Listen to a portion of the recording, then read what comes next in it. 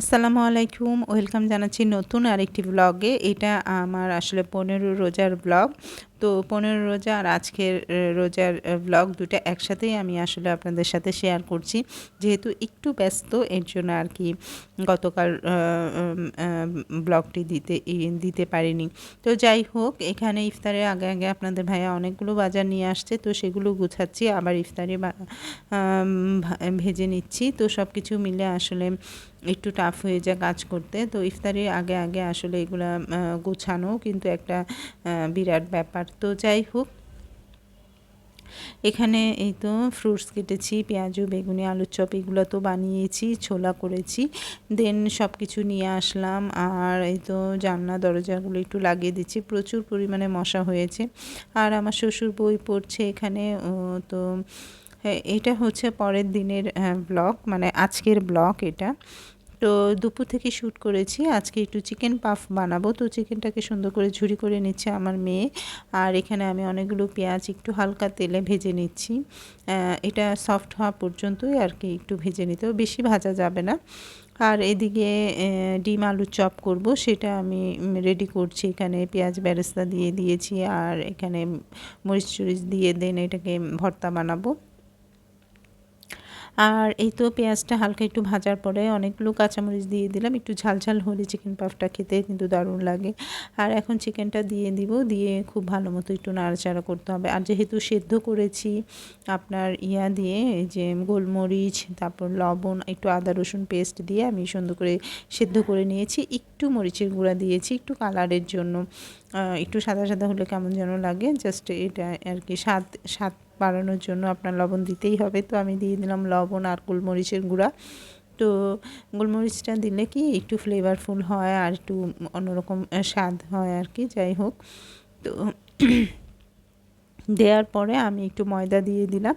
তো ময়দাটা দিয়ে একটু নাড়াচাড়া করতে হবে, কারণ কাঁচা গন্ধ থাকে।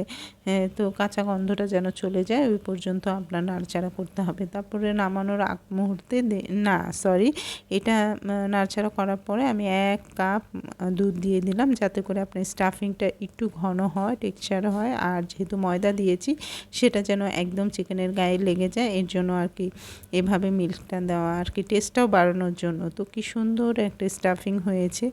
তো এটা আমি সুন্দর একটা বাটিতে সার্ভ করে নিয়েছি। যেহেতু আমি ডিপ ফ্রিজে রেখে দিব, অর্ধেকটা পর্যন্ত লাগবে, আর অর্ধেকটা আমি ডিপ ফ্রিজে ফ্রোজেন করে রেখে দিব, যখন লাগবে তখন আবার নামিয়ে নিতে পারবো।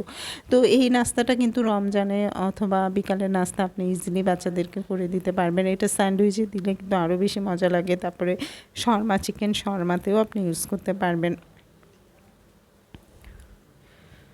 তো এই তো চিকেনটাকে আমি এখন এদিকে সরিয়ে রাখলাম। আর ব্রেডের যেহেতু সাইডের অংশ ছিল, সেটা আমি ব্রেড কাটস হিসেবে ইউজ করব।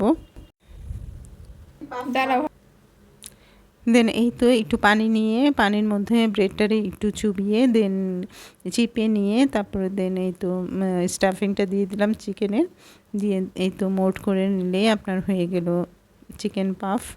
আপনি তারপর ব্রেড ক্রাম্বসে কড়াই নিলেই কিন্তু হয়ে যাচ্ছে। খুবই ইজি একটা রেসিপি। তো ইফতারের আগে আগে এই তো চিকেনের পাফসগুলো ভেজে নিচ্ছি। দেন এখানে আবার খাবে আমার মেয়ে ফ্রেঞ্চ ফ্রাই, সেটা রেডি করে নিচ্ছি একদম আগ মুহূর্তে। তার মধ্যে ছিল না কারেন্ট, যেহেতু আমি ইলেকট্রিক চুলায় রান্না করি, তো কারেন্ট গেলে তো মহা বিপদ। তো ইফতারের আগে আগে ইনশাল্লাহ, মানে আলহামদুলিল্লাহ আমি এটা রেডি করতে পারছি। এখানে চিকেন পাফ করেছি, বেগুনি, সালাদ, পেঁয়াজু, আলুর চপ, খেজুর, সালাদ ছিল, জিলাপি ছিল, ছোলা ছিল, আর পাশের বাসার ভাবি নান আর হালিম দিয়েছিল, তো সেটাও এখানে সার্ভ করে দিয়েছি। আর আমার শ্বশুর শরবত খেতে চায় না, কারণ শরবত খেলে নাকি তার কেমন লাগে, তো শরবতটা বানানোই হয়নি। আর আমরা তো খাই না তেমন। তো মাশাল্লাহ, আলহামদুলিল্লাহ, আমরা এই তো ইফতার খুললাম, খুলে এই তো দেখেন সবাই খাচ্ছি। আর রেহার প্লেটে দেখেন কিছুই নাই তেমন। ও এই তো ফ্রেঞ্চ ফ্রাই একটু খাবে বা যাই হোক, ইফতারি একদমই খেতে চায় না। তো সবাই ভালো থাকবেন, আল্লাহ হাফেজ।